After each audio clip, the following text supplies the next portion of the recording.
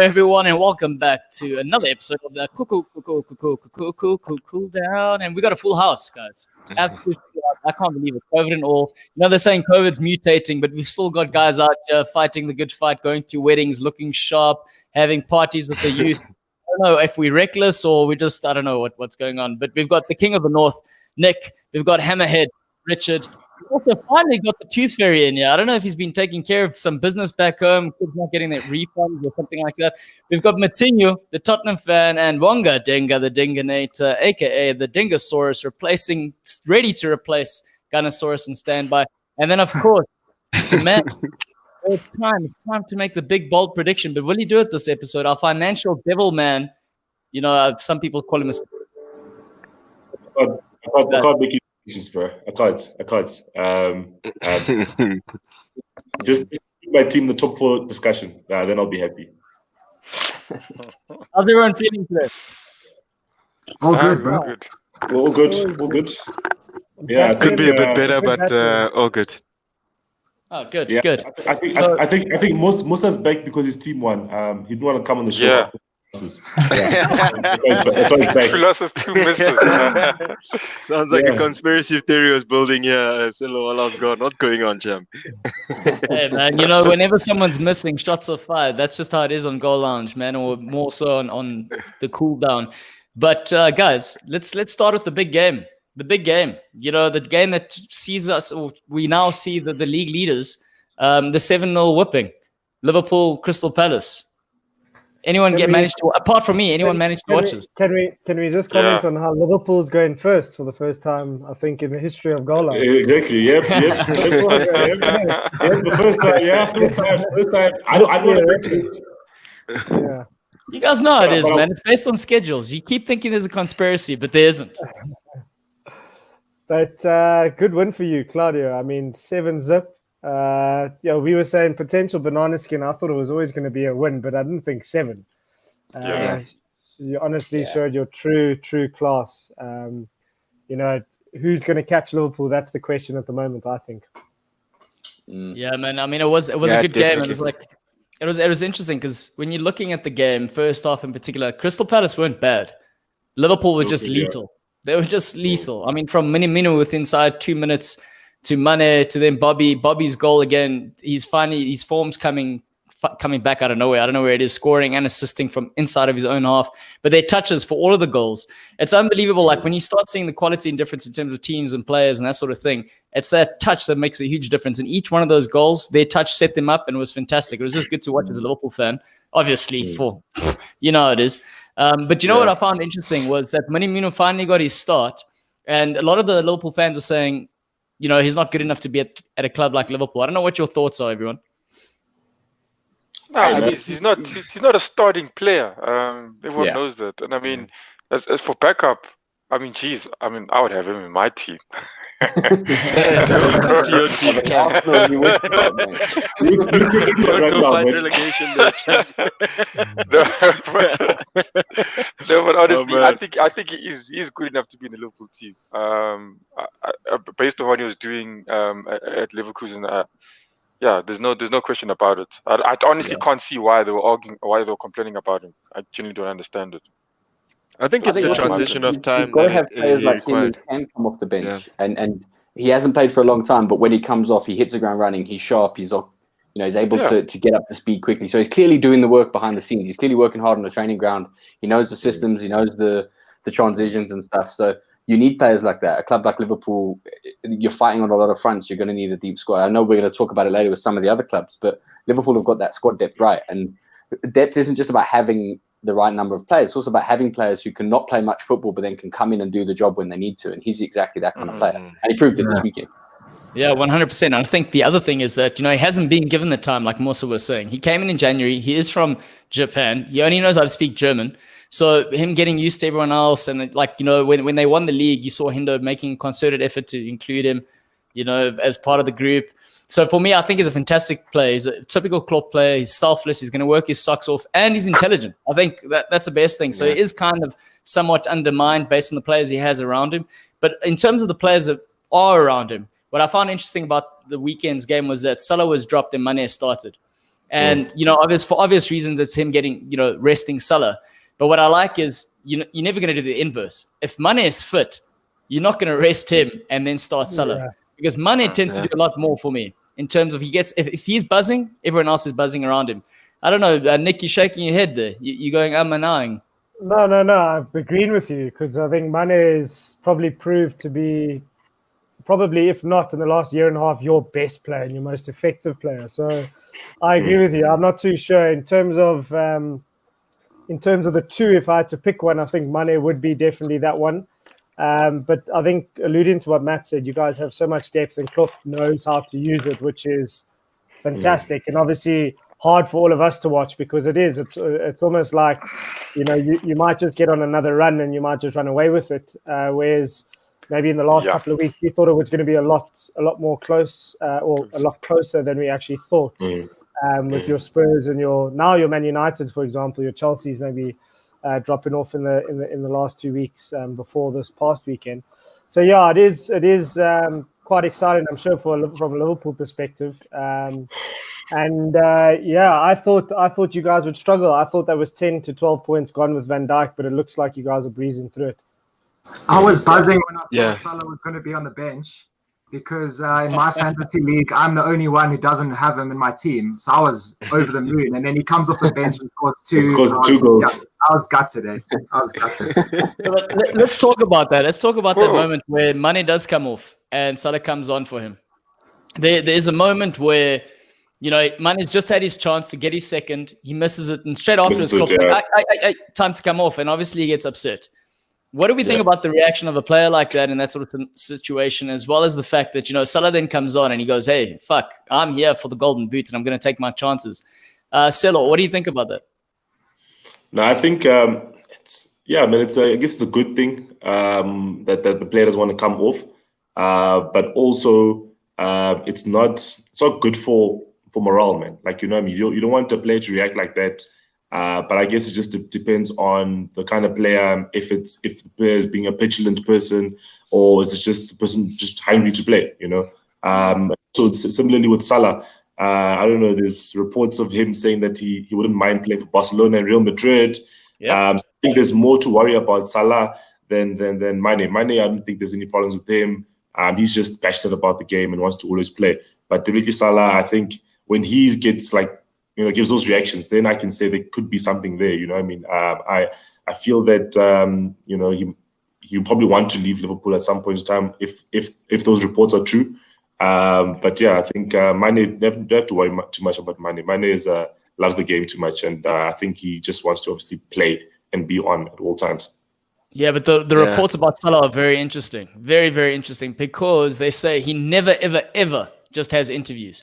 Every time he has an interview, it's because it's intentional behind him and his manager. And they've recently held a household interview where they've come in, and it's journalists from Spain. And he kind of says, well, let's see where he leaves an open question saying, let's see where the future takes us, kind of thing. Kind of almost saying in Spain, saying, hey, Barcelona, Real Madrid, come fetch me. Obviously, we know the current economic climate for all these clubs is very difficult for one of them to come and fetch a player like Salah. But the issue is now with Salah is he's got a contract with Liverpool that will last until he's the age of 31.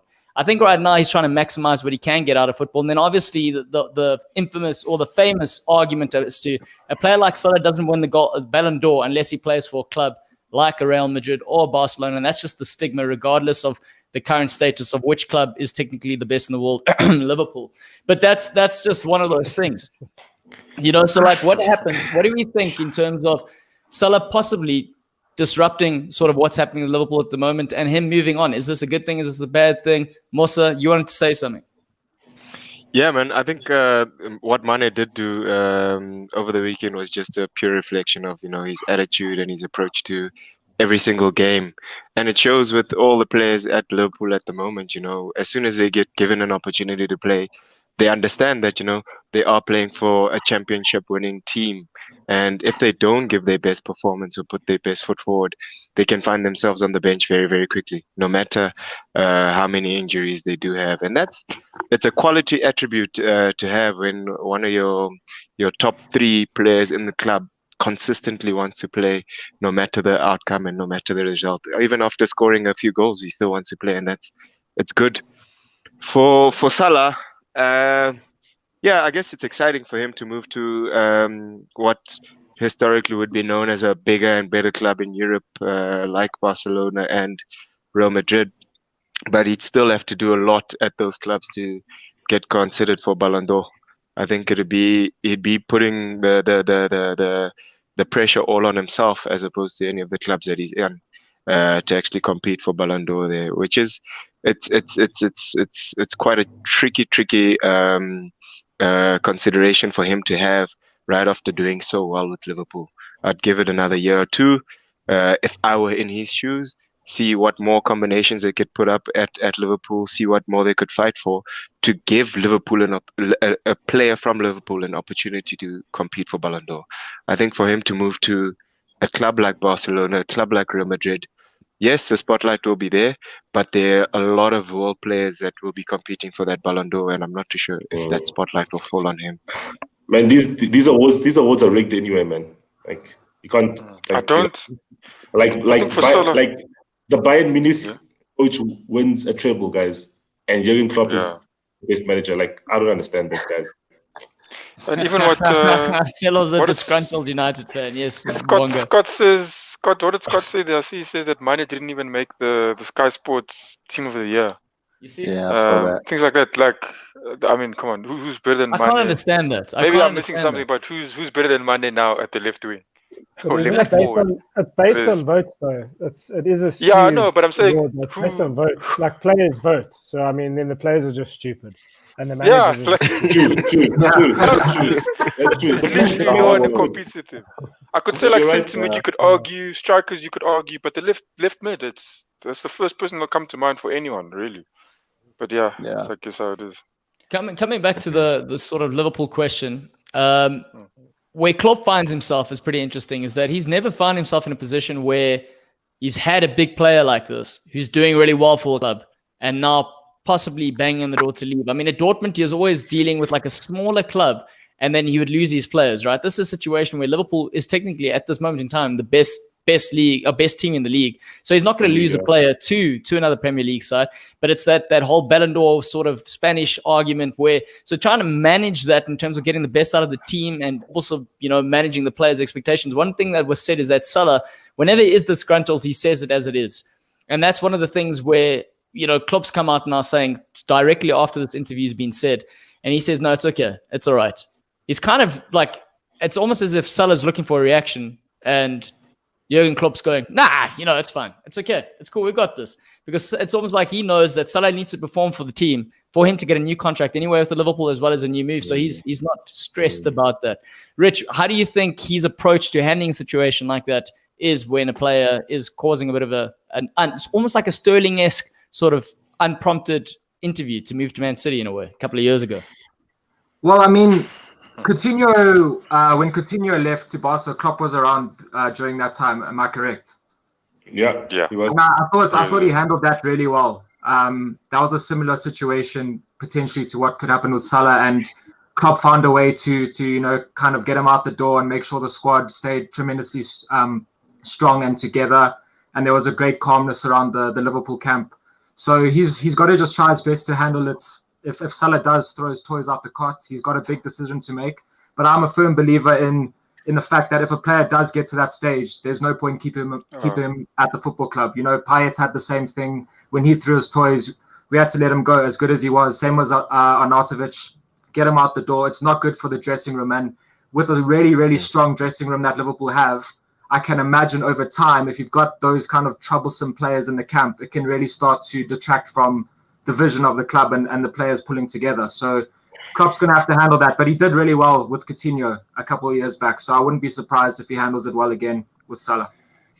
Yeah, that's true, man. But going back to the whole Mane thing and not being selected, personally speaking, like I said, when as a Liverpool fan, we watch these players week in, week out. We know what the guy adds to the team. I just don't understand how, from a sort of awards perspective, how it tends to be overlooked.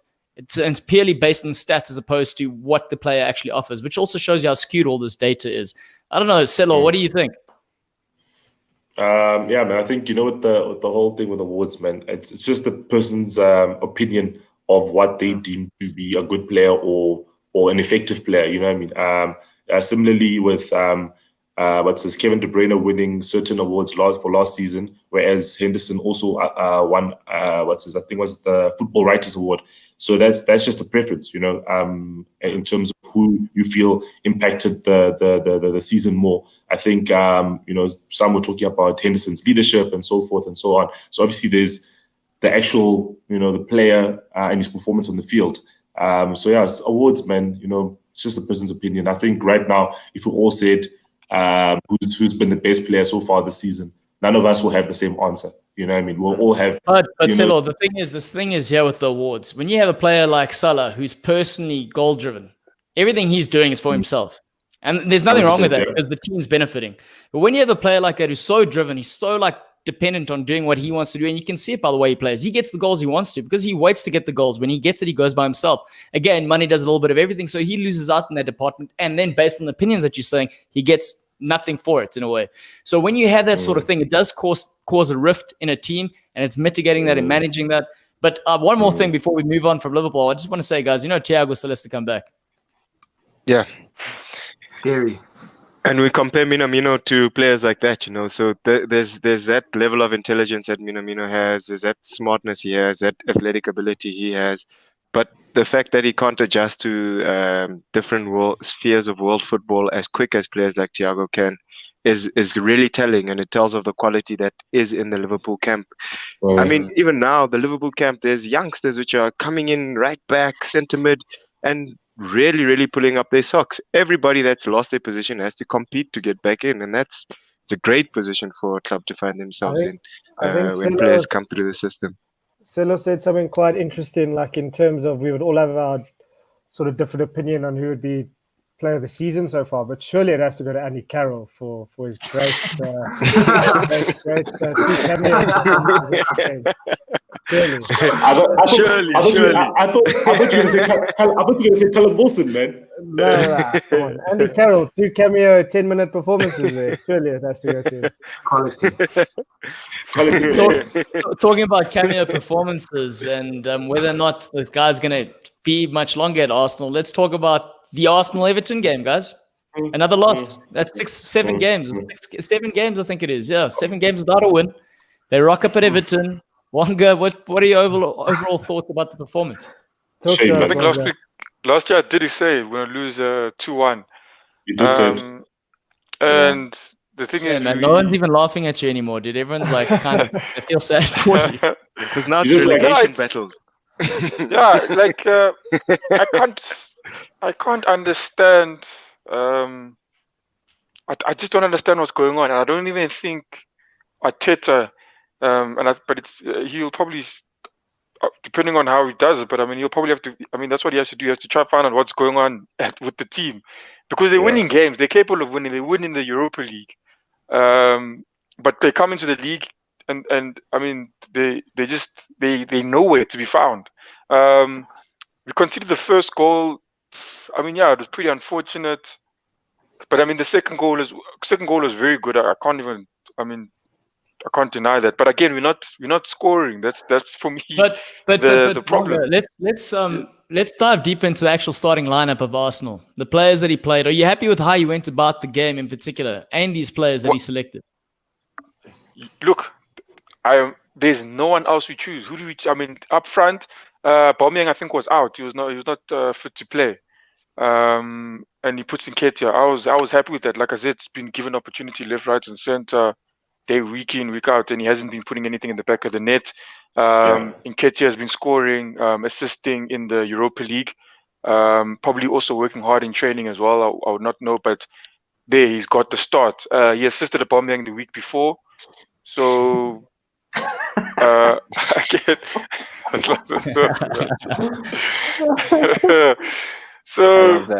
I think I can't argue with anything there. Even Ceballos playing starting in the middle. The defense can't complain as well. There's no one better to start. But Rob Holding what's wrong with Mustafi? Rob Holding is a captain. What's wrong with Mustafi? No. Yeah. No, but it's not like you guys. Rob Holding is crap, yo. Yeah, look, he is. Why is he your captain? Why are you not upset the fact that he's your captain when you got other players there? You got David Luiz, who, he is experienced. He can lose his head, but he's still got more experience than a Rob Holding. So how does that man be the captain? Like, that's what I said. Arsenal, there's something going on there that I do not understand. It's like this culture overhaul is what can I do as a supporter watching this? But again, now I would have. You see, when I watch, like, if I see Rob Holding, right? Rob Holding, the only thing I can see them base it on is that Rob Holding's been there, I think longer than the other guys on the pitch, and but yeah, I would have also put, based on experience and what I hear about David Luiz, I would have also put him on. But I hear Rob Holding as well. He's also someone also sort of tries to take command of the change room. I see him during the games trying to uplift the players. But for me, it's most captains can also back that up with their performance as well.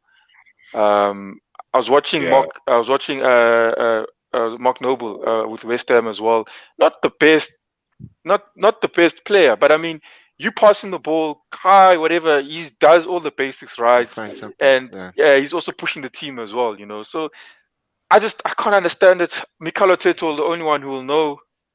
Also, I mean, after that interview as well, geez, it's like I don't know. This guy's he's I don't know what, if you can't see what the problem is, he's not trying to solve it. But I mean, it's almost like he's it's painful. I mean, he's sort of being naive in a way. I mean, those stats he mentioned, none of them matter.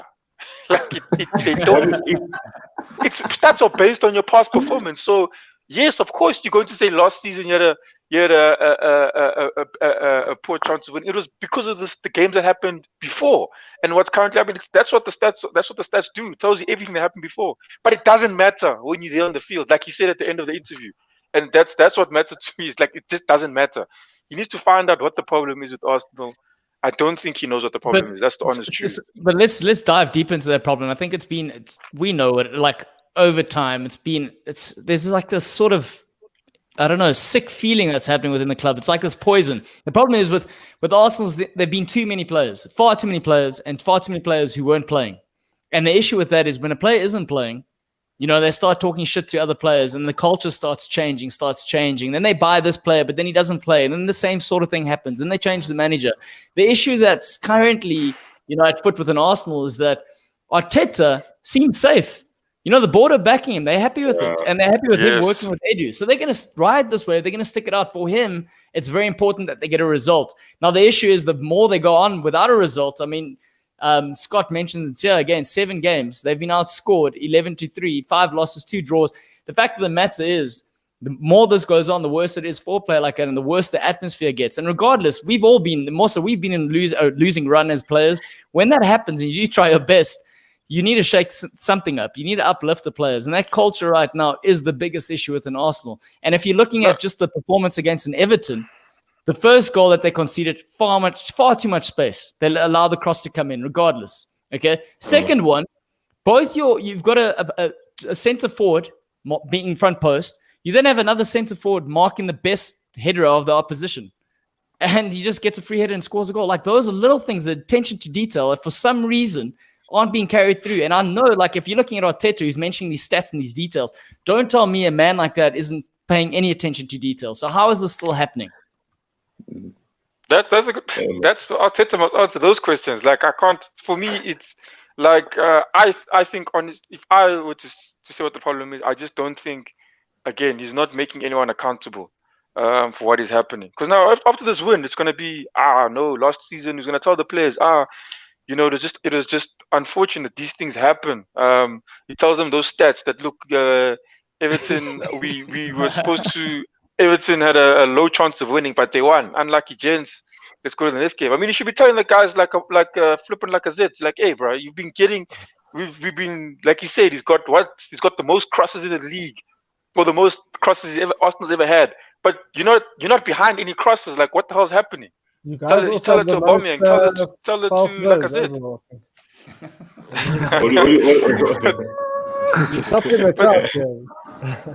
No, but for me, it's things like that. He's got those stats. That's the stuff you should be using to tell guys that, hey, look, you just need to get behind them. I mean, those guys are financially they all well off. They've got no money problems there. They've paid them well. They set them there. They take care of them with the medically. They take care of them well. And I know they take just extra care of those players with everything in their life.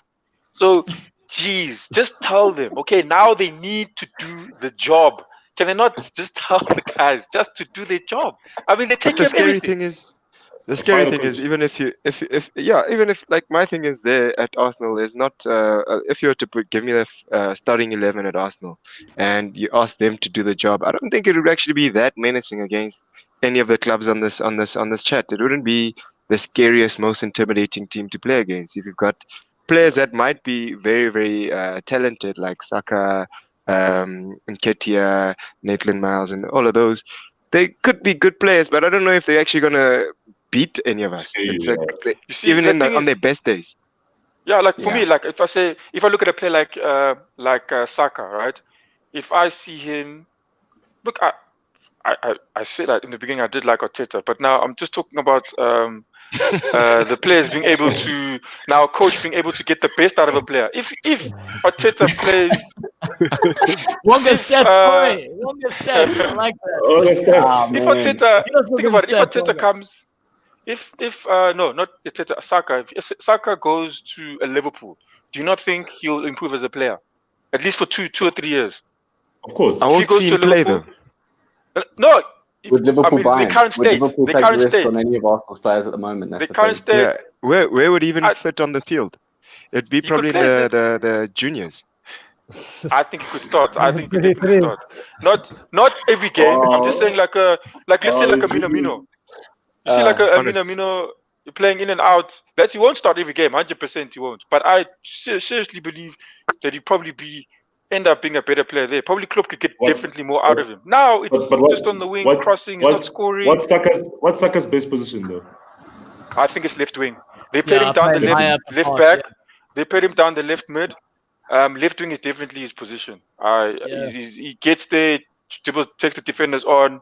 But I think even now in Arsenal's current situation, he needs to try and score goals now. You know what the problem is right now, though, is right now he's clutching onto players he can trust, and he's kind of getting them to do other roles and not playing to their strengths, in my opinion.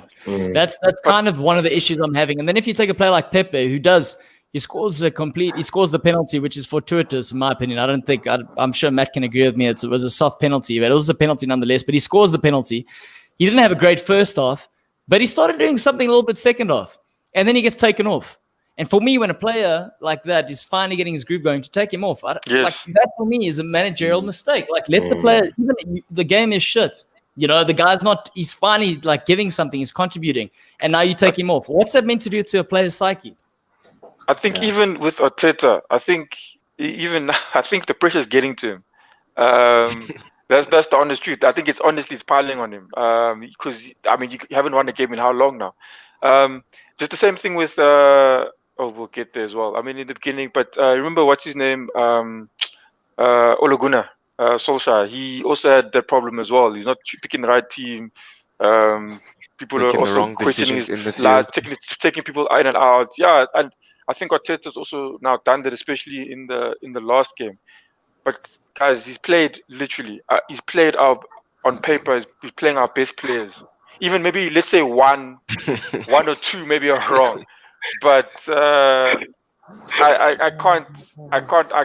just our team against Everton. It was hopeless. Like you say, Everton. Yes, we get a goal. Everton score. We get a goal back, but I knew it there and there that we're not going to win this game. I was just hoping that we can hold the draw. Then Mina had to say something about it. But Wonga, you play us in the FA Cup. Do you think he's going to try and rotate there so he maybe goes out and he can focus on the relegation battle there? Or I would do that. The current state now. So you say Newcastle will go through in the third round of the FA Cup. No, I don't think it's that bad. But I don't think it's. He's playing the League Cup tonight against City, so I wonder what lineup he's going to have tonight. And he came out saying he's having all these conversations with Pep Guardiola, and Guardiola's still supporting him. I think Guardiola's supporting him. Pep feeding him nonsense. But of course, it's not going to be like supporting him. They may. Of course, it's going to be like, "No way, man, you got this." It's like, if one of us suddenly found ourselves managing Arsenal tomorrow, we'd also all be like, "You got this, bro. Don't worry." And then behind the scenes, like, made a mess of that, bro. It's funny how. It's funny. I think the most important question that's come out of this week is, and I think no one's asked it yet, and maybe this is the forum to start putting it out there. Has Ozil got the same agreement with Gunnosaurus as Arsenal have with all of them around the 20% pay cut if they go down? Does Gunnosaurus also get a pay cut from Ozil if he gets a pay cut? I don't think so. The question is Ozil in January. Full pay. He has to get full pay, man. Ozil also going to need all the support they can get when they go down.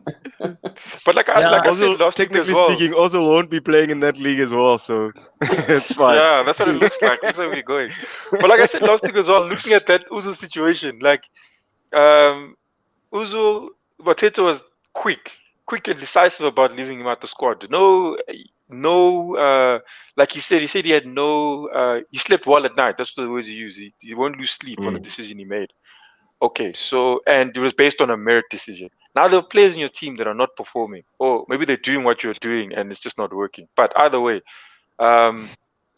what now is the consequence for their malperformance now? You're letting them play week in, week out. There's no changes happening. They play defenders still. Rob Holding is still there every game. Aubameyang will come back. I know he's a highest paid Arsenal player, but not scoring the goals. Lacazette, only probably the first person that suffered it. So what happens? Pepe headbutting guy, Xhaka probably going to come back after that madness. They're going to put him back on the field and say, nah, he's just having stress problems at home or what. He'll be captain when he comes back, bro. Exactly that. So where's the inconsistency in that is my question. So Arteta must just kind of sort that thing out for me. There needs to be consistency in that. Yes, and is that why you think like players like Saka, if they move over to the likes of Liverpool or Tottenham and the likes, would be better for it?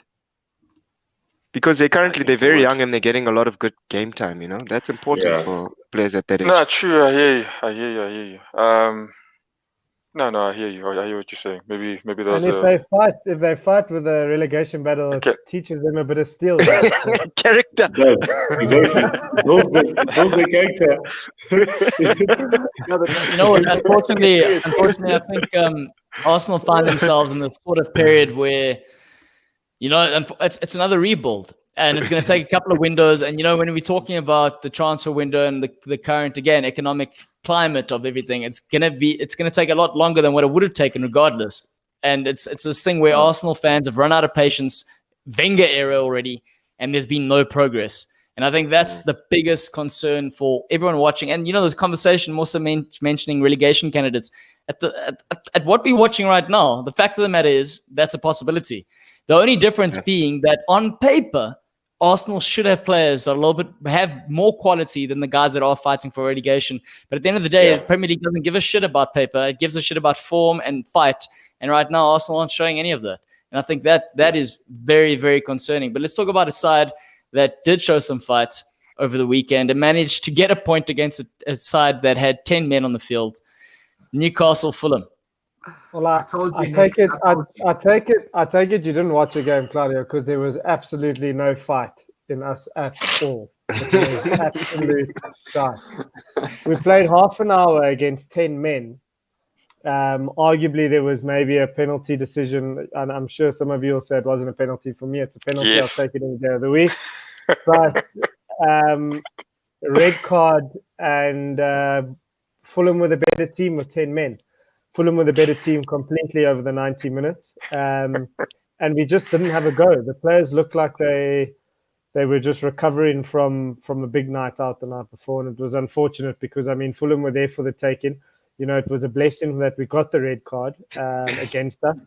And we put the penalty away, but we didn't create anything else afterwards. We got... I think our keeper was a bit busy. Our sort of back four were also the busier of the two on the sort of last 30 to or 25 to 30 minutes that was left, and it was just a dull, no fight, no spirit, no sort of sense to try and or drive to try and win type of game.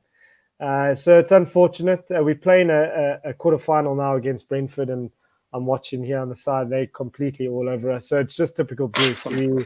We are. I mean, Bruce has no clue.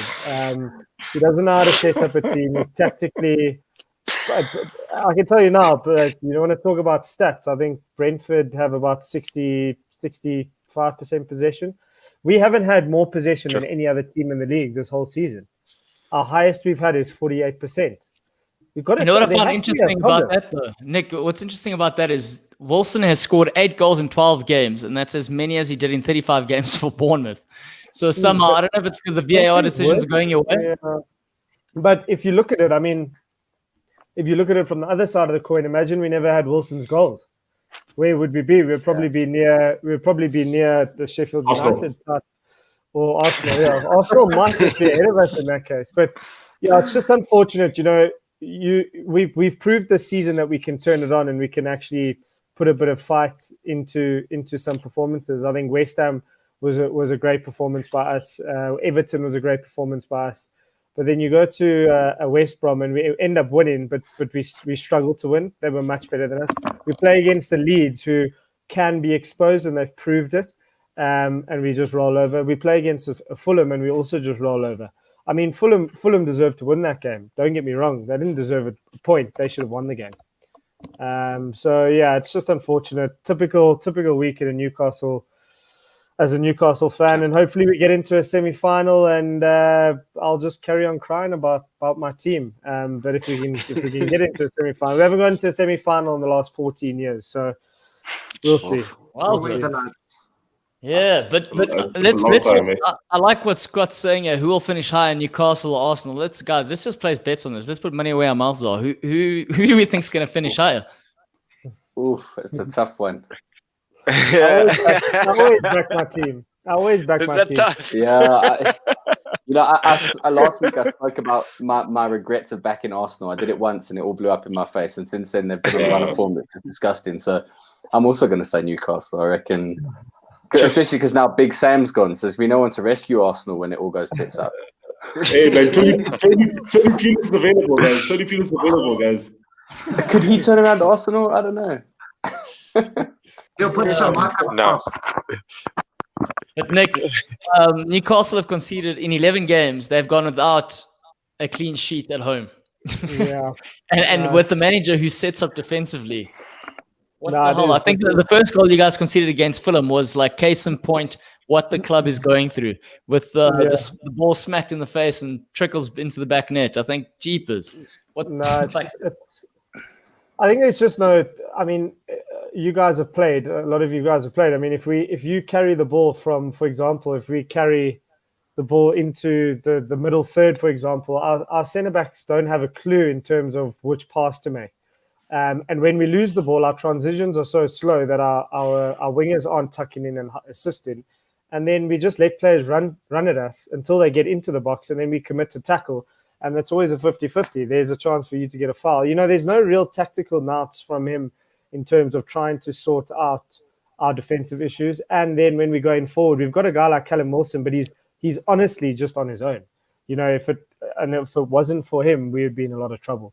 I mean, I honestly think a guy like Callum Wilson could save an Arsenal, for example.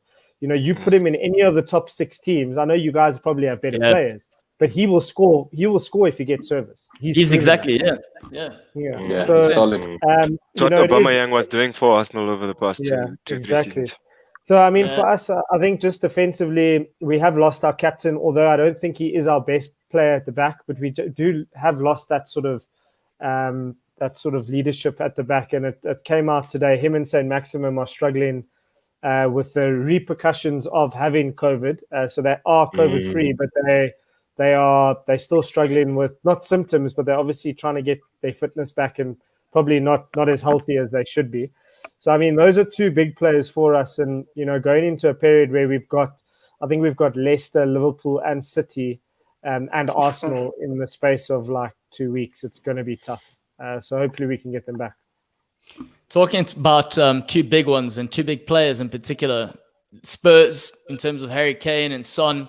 They've also conceded 2 goals and they lost 2-0. Matt, In 1 week, you guys went from first place, and now you're sitting 6th on the log. Yeah, it was a tough day at the office. Monga's getting his own there.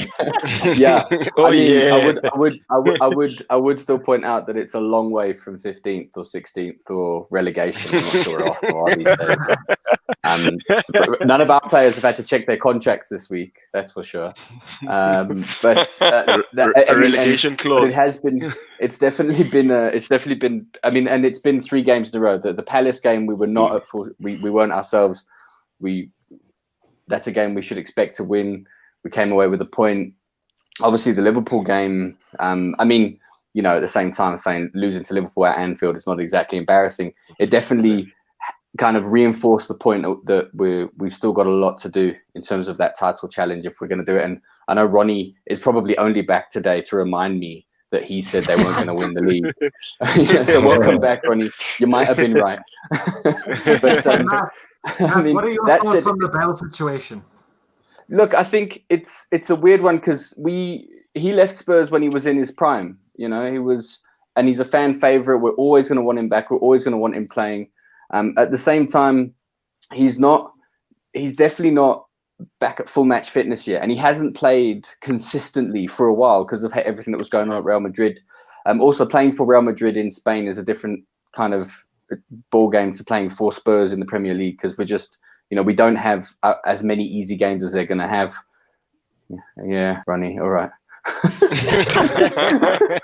But look, I think I want to see him get back to full fitness. I want to see him doing what he used to do, but it's probably going to be a while, and maybe it won't happen. I think maybe we're holding him up to a standard that he was at 8 years ago, and it was 8 years ago. It's a long time, you know, and that's something we've got to kind of address. And I think also to a certain extent, games like the other day shows that when Kane and Son don't find a way through, we are struggling to have other guys unlock doors. And that's a worrying thing. And I think Mourinho will be aware of it, and it's something that he'll want to address. Also, we gave away very Spursy goals. And, you know, to Ronnie's point, there certainly was, until this season, Spurs had this reputation for that soft underbelly. And I mean, Aurier's penalty, that was him from a year ago. He hadn't done that kind of nonsense for a while. But it was just, it was clumsy, unnecessary. You know, it was everything that we used to hate about him that we thought kind of recovered from, but it was still there. And then the second one was just Alderweireld. He's had a couple of shaky games. Even against Liverpool, he wasn't quite himself. And I think his positioning just seems a bit off last couple of games in a way that you kind of hadn't come to expect from him. So it's something we need to address. We need to get back to being tight at the back again, like we had been for a while. And very early days, and the fact that the fact that we can have a couple of games and drop so, you know, from first to sixth does show how tight it is at the top at the moment. I do think it's going to be a very competitive top 6. I still don't think we're out of the race in the same way that United haven't been out of the race, in the same way that Chelsea are still thereabouts, and the same way that even City could still have a run and go for it, and Leicester obviously, and Everton, why not? So I still think Spurs are in with a chance. But as I've said all along, that you're not really going to be able to judge Spurs' title credentials until after Christmas. I think this is what there's a lot to still do. There's still a lot of weaknesses. We've got a better squad depth than we've ever had before. But like I was saying earlier, it's one thing to have a lot of players. It's another thing to have players who can come on and make a difference when you really need it. And maybe we don't have that yet. And I think that's what we'd hope from with Bale. That's a good question, though. Is the squad depth thing a bit of a myth? I know we spoke about it, Jay, and you came out saying, you know, the squad depth. But the fact of the matter is, when Mourinho's setting up his team, there's a clear distinction between the first team and the second team. And unfortunately, the second team, the players, like we spoke about Minamino, good enough to come into the first team and make a bit of a difference. The issue with Spurs is that second team, those players are coming on and they're doing absolutely nothing for a Spurs. And I think that's the biggest issue you're having right now. I mean, you've mentioned Gareth Bale, Rich. That's a good example. Obviously, Marcus saying he's played like 5 games or 30 games over 5 years, and that's a fair point. But the fact of the matter is, when Ndombele is forced to play out wide, you don't have creativity. And without the front two doing anything for you guys, you're almost like a bit of an Arsenal up front in terms of lacking any sort of creativity or scoring goals. And this isn't. I think that's like Tottenham's challenge. They have an approach where they come out to like kind of break on the counter and sit deep, sit tight. Yeah. And when they need to go and actually show more impetus in a game, they can't really get subs on to actually take the game to the next team. And that's a very difficult thing to do in most teams, right? Like you can start off where you're very aggressive and then decide to sit back and hold tight using players that you put on, but to kind of spark the interest to get everybody to switch on and to actually push forward is actually very, very challenging. And that's why I think Mourinho has struggled to do it with Tottenham when they do go one behind, two behind, because it's a tricky thing to then galvanize the players that have set themselves up in a situation where they're going to sit deep and wait for the counter to now go out and attack and go out and be proactive about taking opportunities. It's a tricky, very, very tricky thing. It is. And also I think it's important for Spurs fans to have a bit of perspective on it too. I think, the game against Palace was a bit of a, that shouldn't happen. We should be able to grind out a result there. But losing to Liverpool, losing to Leicester is not necessary. They're going to beat better sides than us probably over the course of this season. So I don't think we're close to kind of crisis talks. What we are seeing here is a reality check in terms of what our title credentials really would be. And I think that's okay. It's in a way it's a good call. And hopefully it will kind of galvanize the squad to kind of say, if we're going to do this for real, we've got to step things up a level. We can't just turn it on for 3 weeks, have some incredible games against City, Chelsea and Arsenal, and then sit back and get too complacent. I think that level, if you look at the level of performance, particularly against City and Chelsea, that kind of intensity, that's the kind of standard that Liverpool play every week. That's what we're going to do this over the course of the season. That's the intensity we've got to have in every game. And we've shown now that we're not able to do that at the moment. We're not quite there. And I think in a way that's a wake-up call. That said, we're still there or thereabouts in terms of top back us to kind of be there as part of the conversation later on in the season. And I think that's it's something we need to take on board and say, how do we improve? How do we ensure that we're sharper in the middle? Particularly, you look at the likes of Ndombele and Sissoko and the influence they've been having on games up until this point. If they can carry that on, if they can still kind of be influential and get back to the same intensity they had against City, for example, I think then we'll still be in good stead. Ronnie made a good point. We don't have backup strikers, and we haven't had for probably 5 years. And I think that has always been a challenge for us, is that if Kane and Son aren't firing, we don't have plan Bs that are able to just roll on and make a difference. Lucas Moura, sometimes, when he's on a good day, he'll do it. But for the most part, we need one of Kane or Son to be firing for us to be dominant at the front. And I think, and it feels that across, you feel that in the squad when they're not on fire, the rest of the team seems to not quite feel confident, and there's a looseness about us. I felt that, like with Tottenham, I felt like for the game, I thought if Aurier doesn't do, and I mean it's such a simple thing not to do what he did. It takes a lot to do what he did. So I think if he doesn't do that, I think they still got a chance to win the game. They've put themselves down now. The only thing I think Tottenham, I think a fair result, like if they no errors at the back, I think a fair result would have been a draw, because Leicester made sure that they weren't countered the whole game. There was no counter on them. And I think that's that's where Tottenham now, it's actually something maybe the other teams have looked at and seen now. And maybe Mourinho's also probably seen, is that when he can't counter a team, there's literally nothing they can do to score. Kane does, not that he doesn't know most probably they actually don't know what to do, but they know that if the defense is high, he knows that he's got the ball, Son is running, he's got someone on the right, and he's going to play them in. But if the defense is playing obviously a deeper line, it's a bit of a problem, and that's what I saw in the game against Leicester. 100%. I don't think Leicester would have scored. I honestly don't think Leicester would have scored against Tottenham if Aurier did not bulldoze him over. It's that decision making was what we thought Mourinho had done such a good job with, because Spurs have always been capable of brain farts, and I think what we'd seen for a large part of this season was that he seemed to have ground out the tendency towards mistakes that we'd seen in Spurs defence for so long. Yes. And that has returned a little bit. In the Liverpool game for Firmino's goal, Alderweireld just for a second just stepped away, gave him too much room, and then you guys won it. And same here, Aurier completely switched off for a second, jumped unnecessarily. Like he was never going for the ball. It was so obvious. Like as soon as I saw it, I was like, that's what was that? What was he trying to do that he thought that was a good idea? And I think if we can get back to where we were a few weeks ago, where the defense was just making the right decision, you set yourself up. If you don't concede silly goals, you're going to win games, and you're going to, over the course of a season, it's going to equate to a lot of points. So hopefully we can get back there. I'm not panicking. I'm not thinking like, and I don't necessarily think it's the end of our title challenge. I think there's other games we're going to play. I think Liverpool are still going to drop points. I think City and Chelsea have still got stuff to prove. Obviously Manchester United are now showing what they can do. So it'll be interesting to see if they can take some of that form back to Old Trafford and continue to win games at home. So I think, Spurs are still in with a shout. But what it's done is give us the right questions to ask over the rest of the season to see if we can stick there. Well, yeah, on that point, I've got 2 questions for you, Matt. I've got 2 questions. One, where would Spurs be happy with in terms of where you finish or what you land up with at the end of the season? And then 2, is there a worry in terms of what Scott mentions and Marcus in terms of, we all know how Mourinho sets up. We do know, Moss has touched on it already, in terms of the fact, because they're setting up so defensively, naturally the tendency is when you get the ball, you're going to rush it and you're looking for a counter-attack. And when that isn't on the cards, again, like Wonga was saying, when another team is sitting deeper and they're forced to come at them, that's a bit of a situation that they're not solving right now. So is there a worry in that? And what would you take come end of the season? So, come end of the season, I think any Spurs fan will tell you if we finish top 4, we'll be happy. It's at the beginning, before the season started, not a lot of us were confident that we were going to break top 4. And now I look at it and I think we've got a serious chance for that. I'd be really disappointed if we don't finish top 4. Anything above that would be a bonus. I'd love to be part of the title fight, even if we don't end up winning it. If we just push you guys, push whoever does win it right to the end, that would be fantastic.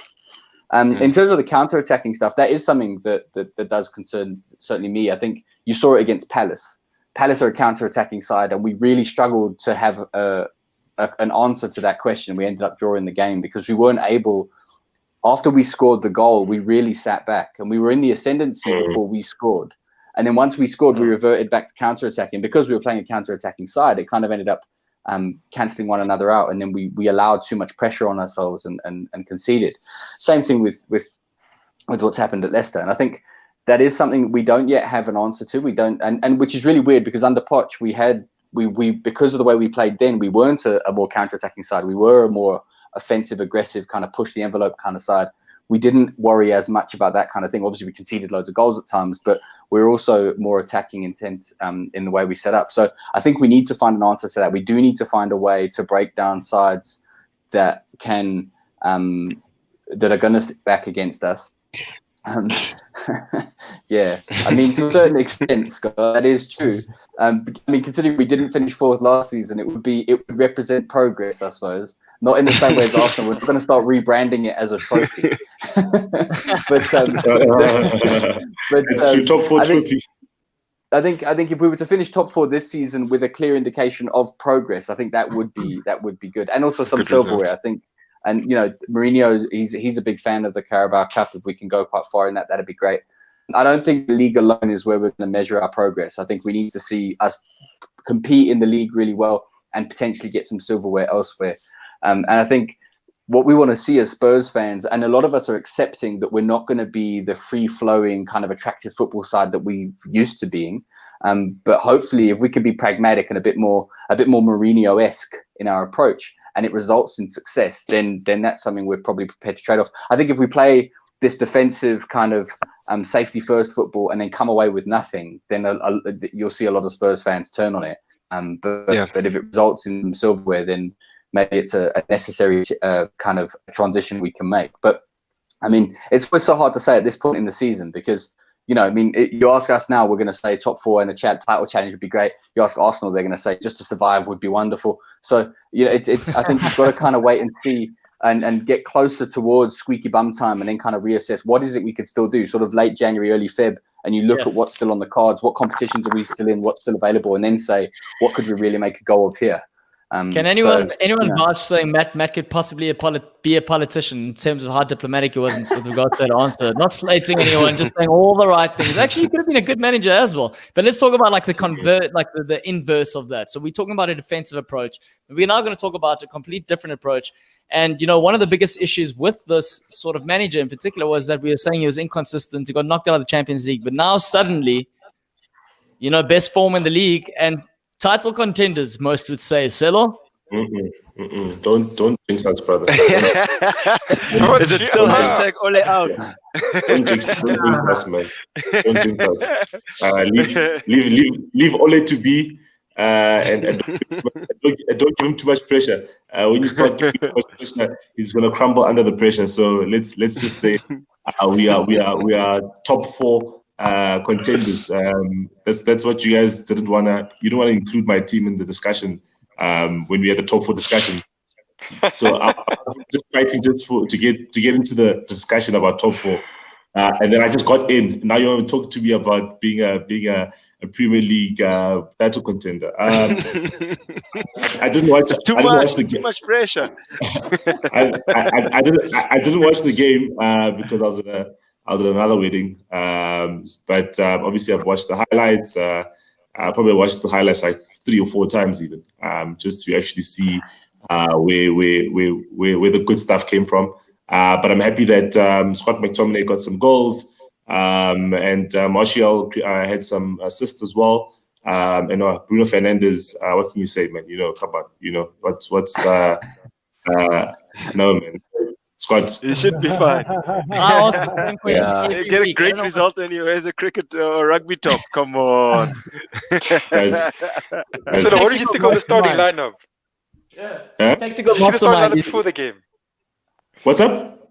The starting lineup before the game. Did you see it before the game started? Did you see On the field lineup? and the likes. Yeah, I did see. And then what was your reaction? You know what I actually thought, eh? What I was thinking actually is that I think he wanted legs in that team, right? He wanted quicker players.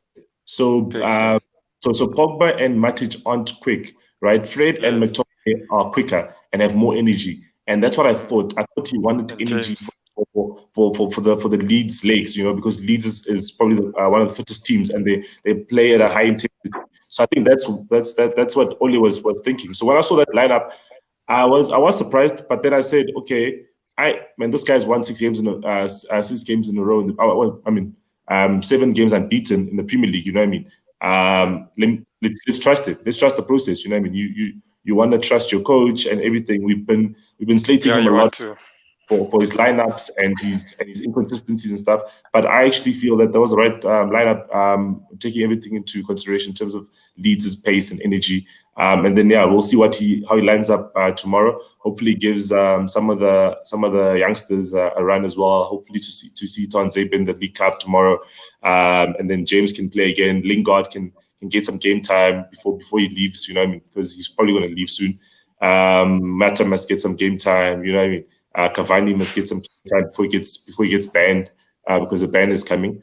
But yeah, I think there's an interesting lineup. But let's focus on our coach and say and back him when he makes decisions. So you spoke about inconsistencies there, Selo. But are you going to be consistent now, or are you going to go lose the next game? Because we've seen that. Yeah. No, I think. But I think that the 7 games unbeaten, and obviously our away record has been fantastic. So it's good to get the win against Leeds at home. I think the next thing we need to focus on is some clean sheets, because we've let in too many goals. We've conceded the most out of the top 6 currently, but we've also scored the second most goals after Liverpool. Which is good, but then also we just need to make sure we shut the back door. If we want to be title contenders, then we need to have clean sheets. You know what I mean? You need your 1-0 wins, your 2-0 wins. You need those scruffy wins. That Liverpool had last season, where they would just manage to win a 1-0 or a 2-0. You know what I mean? The 6-2s are exciting, but also they're not the kind of games that will win you the league in its entirety. If you remember what Liverpool did. When they lost narrowly to City, Liverpool was, they would score 3 goals in the first half, and then second half concede 2, and then end up winning 4-2. You know what I mean? So I think we just need to shut the back door. We got Leicester in the league next, and then Wolves, and then Villa. I think three tricky games. Especially Wolves. Wolves we generally draw 0 with Wolves, and probably will be a 0-0. I think it was super helpful for you guys to actually start winning or start scoring first in these games, man, because you guys, that thing of coming from behind, as you discussed the other time, it doesn't help anything in terms of the morale of the team, the composure of the players on the field, and how they can, try and get combination play on the field. And to see you guys scoring, yes, granted it was super, super early to collect those 2 goals, but they really, really do change the complexion of the game. They destabilize the next team and really do put you in the ascendancy for the remainder of the game. And it was nice to see Man United actually doing that. So when I watching the game myself, I watched it and I said, there were moments in that game, the Man United went up. I just grabbed the remote and I was surprised that McTominay scoring so quickly. I mean, even before the game, what's his name? It was Michael Owen, and who else was it? Yeah, but they slated their starting lineup. They were like, "Nah, I don't see." And I was like, "James, no ways. How can Pogba not be starting?" Blah blah blah blah blah. Seconds later, I'm sure they were both looking at each other because McTominay started that in. Yeah, but there were moments, even when Man United were, I think they were 2-0 up. There were times in the midfield for me, I think it helped in this game. Maybe the next game obviously is going to play something else. Maybe he's changing the team game by game. But there were passes in the midfield that they were giving away. I mean, if you did it to another team, probably other teams like a Wolves or something, even a Wolves, just say a Wolves. You lose a ball in the midfield like that, stupid passes, careless. There were probably like 4 or 5 I saw. Another team would have punished them, especially the positions that all the other players were in. But again, they did well. Like I say, that game, they did well to win that game, and they needed the 3 points, and they got the 3 points. It's showing a few weaknesses in Leeds' type of approach. Yes, we've spoken about how well they run and the likes. Nick has been telling us about Leeds, guys. This philosophy, I don't want to interrupt Mosa, but this philosophy is so flawed. It can only work, honestly, it can only work if you have the right players. I'm not saying they're not the right players. They were the right players for the championship, but this season they're going to get exposed, and they got exposed. No, you're right. They didn't play well. They were very average. People are so excited about them, but look at where Newcastle are and look where they are. I think they're 1 place behind each other. We got a game in hand. Come on, Steve Bruce, we must praise him then as well. His philosophy is working. It's the same as Bielsa. Come on, these guys. Honestly, they must stop giving this guy a hand job every time his name comes up. Like it is. It's very it's hectic, bro. I don't know. I don't like it. I can't wait for Steve Bruce to get the sack and be replaced with Bielsa. It's gonna blow my mind. in all that, Nick will give it a say. Then it will be okay. I see. Scott says that Leeds were. I mean, they were average, and watching the game. That's a very good analysis of that. They were very, very average. I mean, even the first goal, second goal, I honestly thought, another team would have done better there. Then they just let open the gates. They hardly even tried. But like I said, Man United got the 3 points. They're on the good run. But again, I don't think that if Ole is thinking right, you'll know that. Look, you played an average team on the day. He's not going to take that win as the scoreline suggested would, performance-wise, But a lot of teams would struggle. You can only play the team that's in front of you. You can't. They didn't. Yes, not true. Leeds are there. They've got to play them, and they did the business. And I think that's where United have fallen down previously in the season. Is that they've fallen down against average sides in front of them, and I think they showed this time round that put an average side in front of them, they'll do the business. That was very much a United evolve on a result. Just turn the knife, don't give them any space, score 6 goals, walk away. Was it a good game? Did they play at their best? Does it really matter? We scored 6 goals, we'll walk away, we'll win. And I think, to me, that's why United are potentially a title contender, because their other game in hand is Burnley in it, and I think that's another game where you think they should win it, and then they're right there and thereabouts. I suppose the challenge is that because it's Ole, none of us trust him. We're looking at him and thinking, it's Burnley, but they could fuck him up. So, and I think that if this was United under a different manager, we'd be saying they are definitely title contenders. They're right up there. They're probably second favourites. So the consensus in the comments and the consensus here is that realistically, Man United aren't title contenders. But something Roy Keane came out saying is that he said United are still the best of the rest apart from Liverpool. So they're still better than every other team. So he's saying they're going to finish second. Are we in agreement with that at least? Hell no. They've got to play half the games at home, though. That's the thing. Not from what I saw. We're not. You know, in the last 7 games, yes, we've been the best team in the Premier League, but nah, man. I think not a chance. Honestly, we're looking at top 4, man. That's where we're looking at, and let us ride this wave as long as we can. You know what I mean? Like what Matt was saying. You know, just ride the wave. Ole has definitely shown in the past that he can get to the most critical time of a season or most critical moments, and then he lets it slip. You know what I mean? 3 semi-final exits last season just showed us kind of how his mentality is, and maybe he's learned from that. But time will tell. That's the only thing. Time will tell.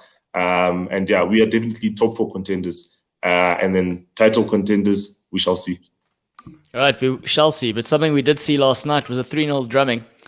Chelsea, West Ham. I know Richard was not happy about this result on the group chat. It's like, how is the result 3-0? I can't understand this. Rich, let's hear your thoughts, and then we'll move over to Musa.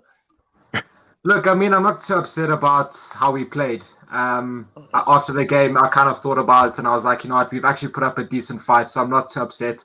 I think the first goal was really, really poor from us to allow Thiago Silva a free run is just suicide.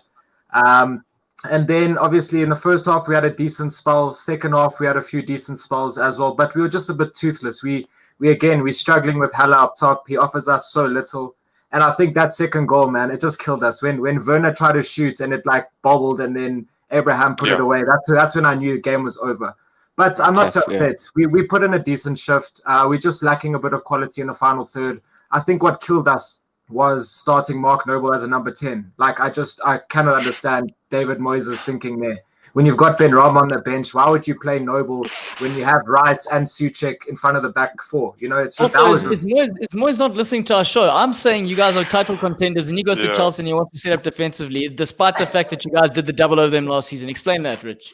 Again, it's shocking because I feel like the players were fairly confident going into the game. We'd been playing well. We were in decent form.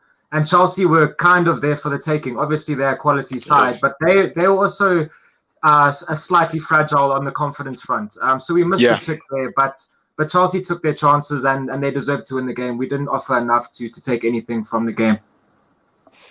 Yeah, true, 100%. I think we had a few more chances as well, which you never took, especially some chances that fell to Werner. And it's like his finishing has been just, when is he going to score? Gone on holiday. Yeah, exactly. His finishing is gone on holiday, and he gets into all the right places, right positions, but his finishing is just lacking. I was like, I'm at a point now where you watch Jorginho play, and I could really give him away for free to any club. Guys, maybe he wants to go onto the field and injure his own player. You want to injure his own player? I'm at that point, man, because for all the attacking prowess we have, all the quality players we have in and around him, there's no need for Jorginho to actually slot into that role. It takes away so much creative ability, it takes away so much attacking impetus. Like we should have put West Ham a lot more on the back foot over the course of that game. And before Jorginho left, we were looking like we were on the back foot most of the first half and bits of the second half, where it seemed as if everything was going sideways and backwards, and it's not exciting for a Chelsea fan to watch, being me, because we have so much that we spent on actual getting resources and getting players who can go forward, who have done it in the world stages. Let them come onto the field and do something. Don't plug a hole that's not there, because honestly, if you look at the 3 players around him, it's Kante, it's Thiago Silva, it's Kurt Zouma. Those are some of the best players in the world as well. To add a 4th one who's gonna just add commotion to the party is just, we could let him go for free and we'd be much better off, if you ask me. We'll miss his penalties for sure. You must hate the fact that Maurizio Sarri is out of a job, because obviously he loves him and he would take him wherever he goes. Obviously, he doesn't have a job right now, so maybe they'll both be out of a job. We can't sign him. Just let him go. So how did Pulisic, because he got a start yesterday, right? How did he fare? He fed well. Look, the touches were a bit heavy from time to time, but he fed well in terms of the spaces that he got into, the linkage play that he created around him. I mean, there were a couple of the chances that fell to Werner was Pulisic assisting him in those instances. So he fared well, and he really does put defenders on the back foot. There's no easy day when Pulisic is around. You can't really have him in your back pocket the whole day. He's so direct with his running. He's such an intelligent player. I think Pulisic is such a smart player. I just think he needs to run a lot of games in a row because his touch is always a bit off, and I feel like he just hasn't had enough game time. Always, he always looks like he's lapping sharpness. But you can see his vision and the movements he makes and the passes he picks out. He's a solid player. I think you guys should be building more around him. And I think Werner. I think there's some science to be done here because Werner and Aubameyang obviously in London. We need to find out where are they both going that saps their talent. There's obviously some sort of maybe they go to the same gym or they shop at the same supermarket and they're touching some sort of magical ornament that's sapping their culture. It must be a strip joint. It can't be a. Let's be honest. There's a strip joint there. They're running the training. They've shot all their shots the night before and they don't have any left. Hey, maybe they're hanging out together. Maybe it's not like that at all. Maybe it's something more, something more romantic. It's funny that you ask about Pulisic, Claude, because like while he was on, when it was just him, it felt like it was just him trying to create all the activity for players to get in behind. And as soon as you could pull Jorginho out and get Kovacic to get involved there, then you could see them expressing more of the space there. And that's what I think he needs. He needed a few more players around him that are going to feed him the ball or create a lot more opportunities around him to then get his best form out as well. Because he'll have to carry the club a lot if we have players like Jorginho there, which is it's tough. Yo, anti, get Jorginho out the club there. But I want to speak about Timo quickly, Werner, please, as quick as possible. Timo Werner, guys, he's not scoring goals. He's come out saying that the Premier League is a lot harder than he anticipated. Fair enough. He also said the amount of games they're playing isn't helping him because he says other teams are, having more time to prepare than what he is. And, for me, that's very concerning as a striker who's already coming out, and that's already playing in the back of his mind. The fact that he's even saying that, oh, wait a minute, these guys are having more time to prepare, that's kind of eating away at his performance. But one thing I noticed last night is that the wavelength isn't there at all. I know we've mentioned this. I know that it's tough to walk into a corporate club like a Chelsea versus a family club like an Everton or a Liverpool. But he walks into the club here, and I just think, to your point... Like you guys are sat around sharing a cottage all together, like just stroll out for a game between the Sunday roast. Some of the stuff Claudio says, I don't know if he actually believes what he says. But going back to the fact that he's not on the same wavelength, is that when you looked at him at a Red Bull Leipzig, his strength is the fact that we know he's not a Mane or he's not a Salah, but he's got a lot of pace to burn. So he's making that run and he needs that ball a little bit quicker and he's not getting that ball. Yesterday's situation where he missed the opportunity, Pulisic took one too many touches, and obviously at that point then he had to think too much. His job as a striker, or his strength as a striker, isn't thinking. His strength is taking a touch and hitting it, or taking a touch, running past a man and then hitting it. And currently right now he's overthinking it. I think the Chelsea players aren't playing to his strengths. He's trying too hard, almost like a Torres. It's very reminiscent for me as a Torres situation. The only difference was obviously Torres was on the decline of his career, and this kid should be flipping sparking. And I think that is a little bit of a worry for Chelsea. It is a bit of a worry, but it's also, you have to see the other side of it. He's getting into all these positions where he gets, literally it's his finish which decides the outcome, And if he gets one or two of those correctly, his confidence will come up, and he'll then have to just keep on doing the same thing. At this point in time, he's getting into those places where his finishing lets him down. It's not really the rest of the team, which is like pulling his shoelaces or working on him.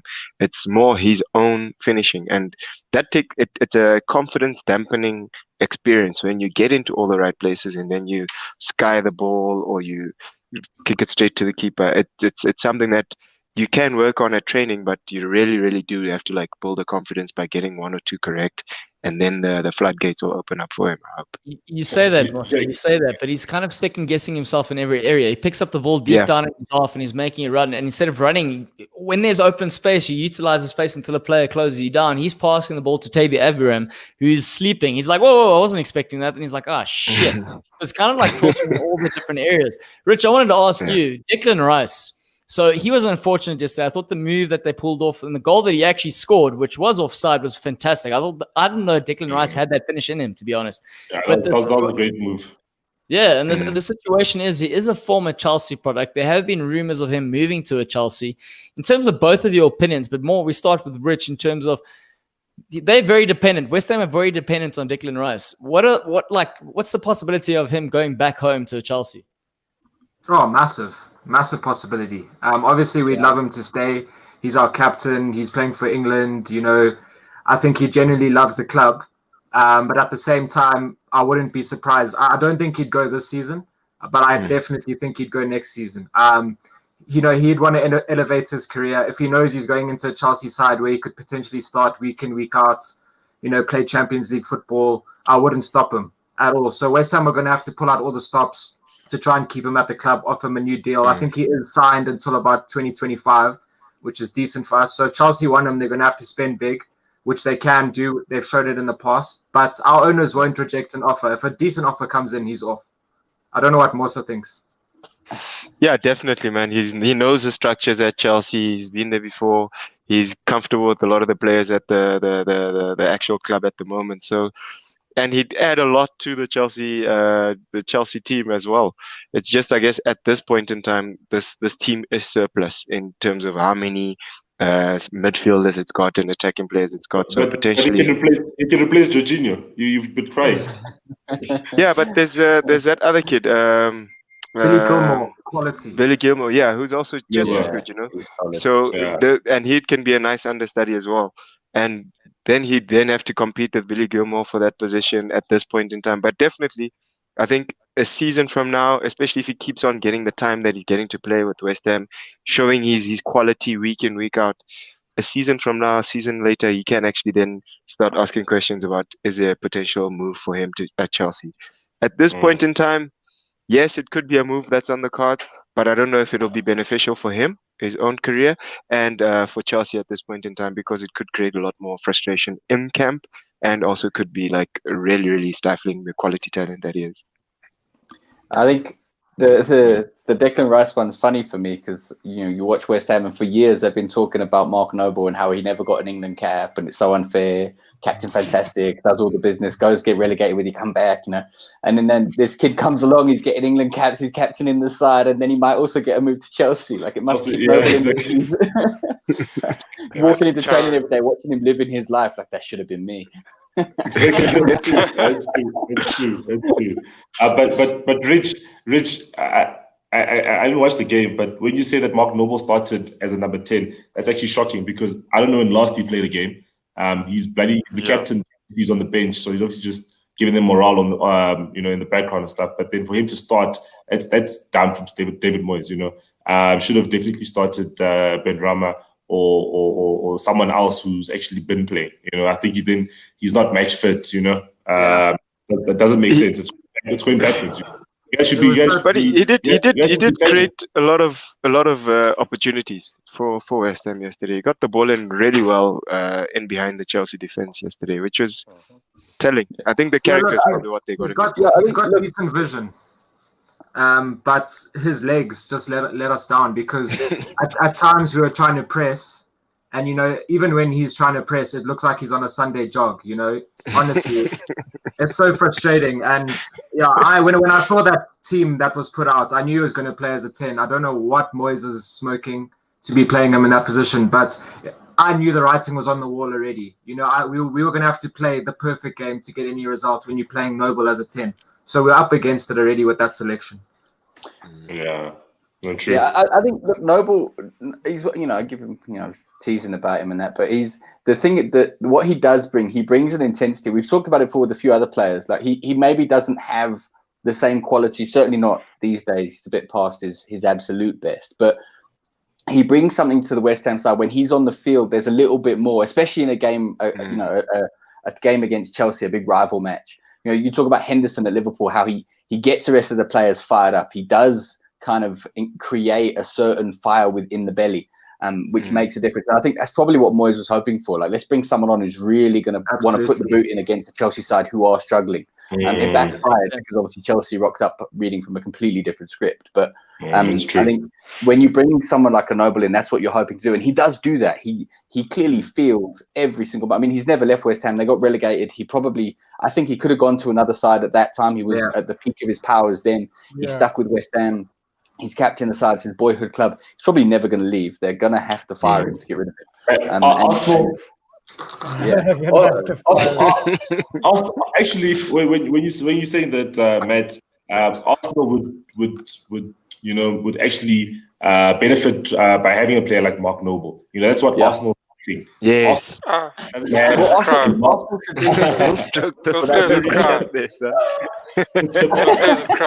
Hey, that's the end. We're gonna guess the show. There's a streaker, lads. There's a streaker. Yeah, it was only a matter of time before someone put a pussy on the screen in this show. I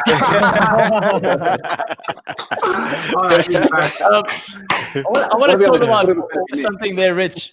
And this is huge news, guys. Rich spoke about it last week, and it happened. It happened. Messi signed for West Ham or extended his contract 2023. Antonio did the thing. That's massive for us. I'm delighted. Obviously, his injury record hasn't been great, but when he plays for us, we are a completely different animal. So I'm delighted. He's at the peak of his career now. I think he's just turned 30, which is decent for a striker. He's still super athletic. He's a beast. So yeah, when he comes back, Hala can do one. He can go back to Eintracht Frankfurt, and then hopefully Antonio can fire us back into the top 8 again. Yeah. I'm super stoked because you guys have been playing without him. About Giroud and Abrams. That actually worked out quite well. Oh, the rotation. Happy. Yeah, exactly. Because it's, I don't know. Who cares? At Arsenal, would be asking him if he's happy. That's the problem at Arsenal. You'll ask players, are they happy? Are they happy? But the big thing is at other clubs or clubs that compete for stuff is that they don't care about how happy the player is. It's about if the player produces the results when he's on, because then he's fighting for his position. Yeah, I hear you, but the guy says he needs to start. He needs to play. I'm not saying now. I'm not saying he's not gonna. Obviously, he's gonna be like Abraham wants him to fail. But I'm just saying reality-wise. He's been looking for a club. He wants to. Yes, he needs game time. It's being linked to the move. It's a tough one for Lampard. Yeah, but he's in the form of his life. To keep him. I'm not saying it's a bad thing that Abraham is scoring. I'm just saying that. Now it looks like reality is. Look, Abraham is getting on. He's scoring 3 goals. You put him on. He scores 4 goals. Now the question is, who does the manager choose? That's what I'm saying. The choice has to be made at the end of the day. Unlike Arsenal, he needs to start. But it's good to have goal scoring options, and not a team that what's this? Their goal of the month was a penalty, You guys want to know a random fact, bro? I think. But I wanted to say, I think isn't this the first time Chelsea have won a game against a team in the top half? Yeah, what is the first time? This season, the first time this season. The first time I heard something like that as well. Yeah, it's the first time. Okay. Sorry, Mosa, I just want to mention a random fact. You see why Wonga's getting really touchy about the Giroud subject is you see the top that he's wearing. Wonga, show everyone the top that you're wearing. The Discovery one. So that top was actually worn by Giroud.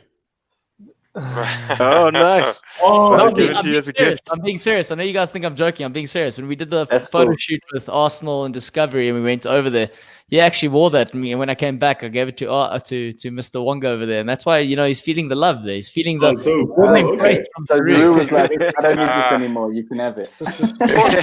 All I'm saying is, you see, like at Liverpool, the guys are rotating. They say, everyone's got goal scorers even on the bench. But at Chelsea, it's not the same situation. You're saying, yes, you have the option of putting the guy like Abraham on, but to keep Giroud's not going to stay there and be an option forever. He wants to start. That's what I'm saying. Yeah, you can't. You're not rotating those subs, those options. He wants to be on the lineup, and that, he's not, ladies and gentlemen, that was Wonga's stats. Any last words? Tough times last, guys. That'll always be mine until things change. Tough times last. See, I think that's the key thing. Like Arsenal, sure they're in 15th, but they can look at your club and they can go, "But are you happy, guys? Like you're sitting top 6, but are you happy? You know? Are you happy?" And we all need to ask ourselves. Like, I'm sitting, Kane and Son are banging in the goals, but are we truly happy? Am I fulfilled? Would I rather be 15th, checking my contract, whether or not I'm going down? And on that note, that wraps up the 10th episode of the Cool Down. Remember, guys, if you don't know what to be cool. Be Thank cool. you, Be cool. Be cool. Be cool. Boys, you're sleeping there, lads. You're sleeping. Come on. Thanks.